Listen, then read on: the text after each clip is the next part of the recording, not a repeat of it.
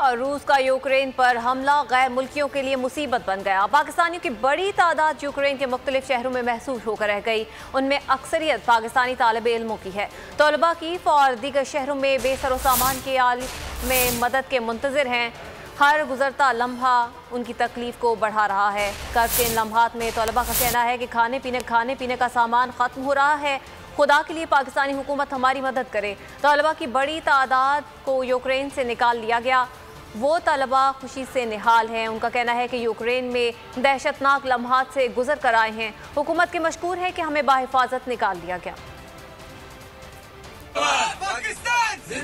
बहुत बुरी तरह फंसे हुए हैं क्योंकि सुन्नी पिछले 3 रोज से अंडर अटैक है।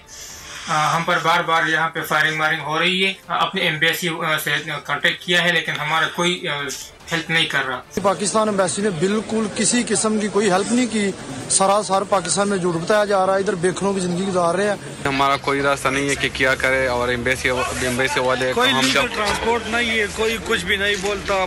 हमारे साथ न फूड है, कुछ भी नहीं है। हम हैं, हमारे कई दोस्त भी हैं जो अभी तक फंसे पड़े हैं यहाँ पे। पाकिस्तान गवर्नमेंट से ये दरख्वास्त है कि हमें सहूलत प्रोवाइड की जाए कि हम जल्द से जल्द यहाँ से निकल सकें। अभी हम पाकिस्तान की एम्बेसी का बहुत शुक्रगुजार हैं कि उन्होंने हमें यहाँ से रेस्क्यू किया है। हम बहुत ज़्यादा तादाद में यहाँ पे स्टूडेंट मौजूद थे लबीब के रेलवे स्टेशन पे। उन्होंने हमारे साथ जो है ना बहुत अच्छा ताउन किया और बहुत जल्दी हमें रेस्क्यू किया यहाँ से। और जितने भी स्टूडेंट अभी मौजूद हैं जो आ रहे हैं उनके लिए वेट भी किया जा रहा है और सबको लेके इंशाल्लाह यहाँ पे जाएंगे। भाई पाकिस्तानी एम्बेसी से बस आ गई, ये सबको फौरन ले जाने के लिए।